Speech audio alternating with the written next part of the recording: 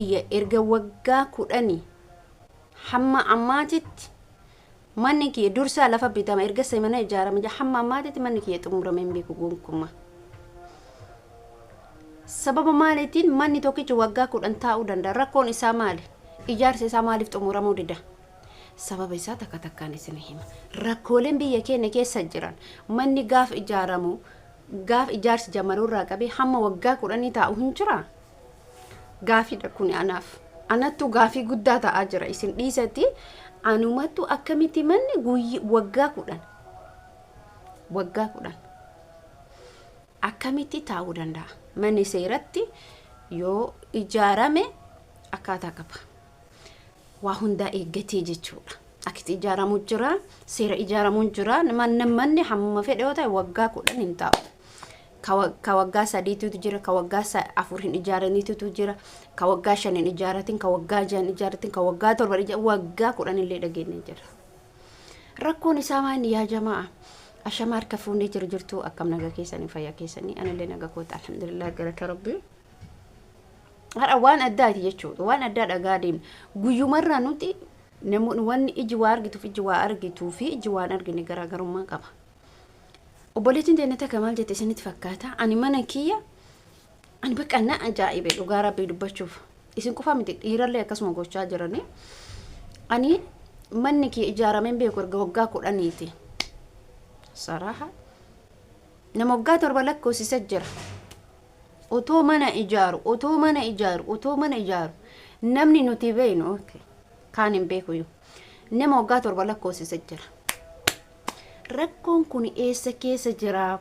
Maal keessa jira? Oo kan jettan taate maatii keenya keessa jira. Maatii keenya keessa wanti manni ijaaramuu dideef wanti manni xumuramuu dideef maatii keenya keessa. Obboleessa kee haa ta'u, obboleettii kee haa ta'u, eessuma kee haa ta'u, abbaa kee haa ta'u, haadha kee haa ta'u. As keessa nama lama baafna. Eenyu baafna? Haadhaaf abbaa baafna. Sababbiin haadhaaf abbaa baafnu fi haadhaaf abbaa nama fakkeenyu dubartiin haadha manaa, haati manaa gabbaatee kamana ijaartu garaagarummaan isaanii tokko humna qaba, tokko humna hin qabu. Irra guddinni biyya kanatti dhiira malee dubartii miti. Haadha keessaa baafna. Abbaanis humna akkasii ka itti jedhuun qabu ani akka yaada kiyyaatti. Okay. Obboleessatti dhufna. Yaa jamaa ayaa jaran dhagaa isinii hima. Wallaahi billaahi jechuudha. Biyya keenya keessatti wanni manni ijaaramee xumuramuu diduuf rakkoon inni jiru. Rakkoon isaa maaliin isinitti fakkaate? Isaan birrii san rogaa wayirra siin oolchan. Isaan birrii san akka achi fuudhanii fakkeenyaaf amma gaafa fuutee achi as ergitu simmintoon haga kana jedhanii gatii odhaanii sitti himatanii bolokkeen haga kana jedhanii yoos 25 ta'e 40 himuu danda'anii dachaa waa hunda sitti himan.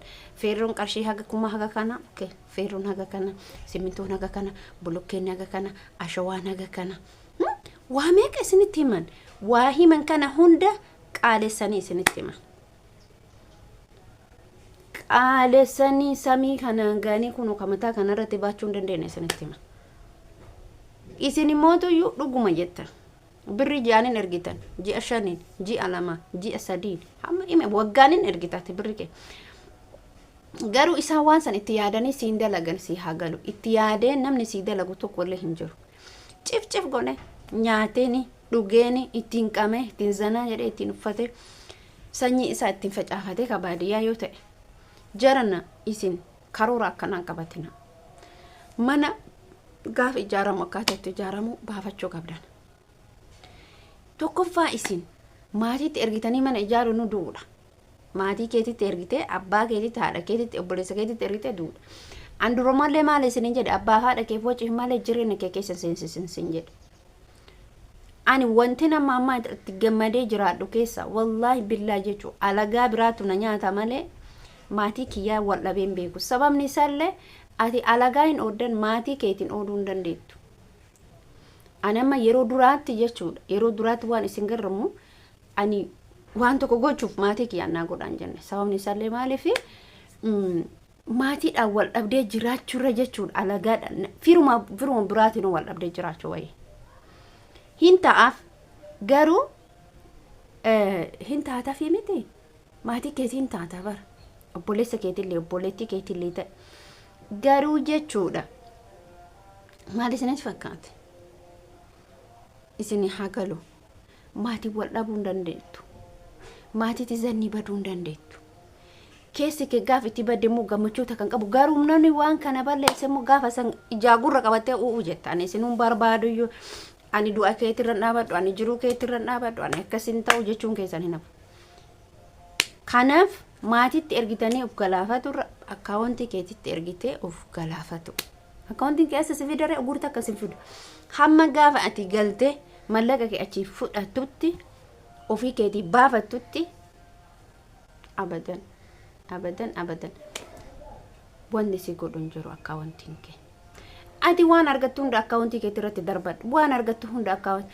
mana na ijaara lafa na bita eshi lafa si habita lafa takko si bitan bar namni dayfa gubaa biyya arabaa argee fi warri biyya keessa garaagarummaa qaba lafa kee har'a akkuma 100 si bitan kuma 200 siin jedhu hin dandeettu gonkumatti walumaa galatu lafa bittee irratti ijaarsisu maatii wajjin hin dandeettu miiliyoona 10 yoo qabaatte miiliyoona 3 tti si deebisu miiliyoona 5 tti si deebisu shan ufii nyaatu kuma 500 yoo qabaatte eshi miiliyoona 1 qabaatte kuma 500 ka jara kuma 500 ka eenyu ka lafaan bittu jireenya akkasitti beeka ati amma akkanumatti teettee maatii kiyya lafa na ijaaraa jira mana bareechee na eega tokko kana ma jireenya nama sirreessuunis abbaa manaa gaariidha abbaan manaa gaariin jiruuf jireenya isaa kaajettee jiraattu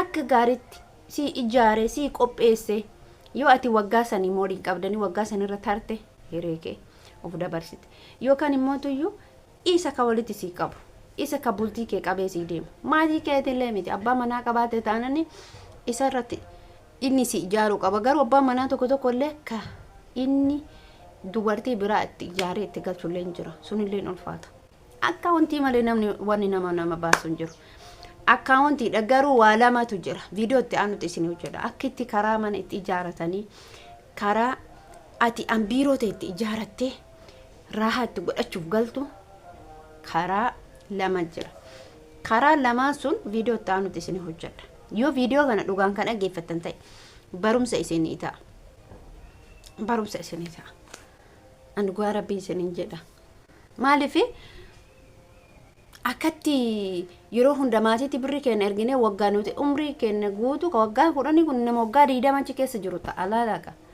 ka waggaa 8 kun nama waggaa 16 achi keessa jiru ta'a ammatti ijaarameen xumurre qaamanni isaa galuu hin danda'u laaluu hin danda'u ani ka dhiiraa moo nagarama ijoollee dhiiraachuu garuu rakkoodha akkamitti galuu danda'a hin danda'u abadan galuun hin ulfaata ka galee deebi'uuf rakkata diyaasbooraa biyya faranjii jiru miti diyaasbooraa waraqata harkaa paaspoortii waraqaa eenyummaa harkaa qabu miti rakkisaadha garri hunduu kana isiniin jechuu barbaada obboloota kiyyaa obboleeyyan kiyyaa itti yaada waa'ee warra itti yaade nama meeqa karaa gubbaa taa'aa jira nama meeqatu rakkataa jira biyya kana keessatti argaa jiru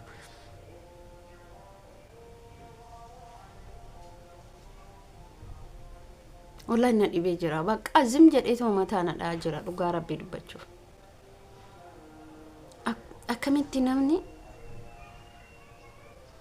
akkamitti namni waggaa 20 guutuu waggaa 10 guutuu dhuguma bar hin ijaaramu manni biyya kana bar hin ijaaramu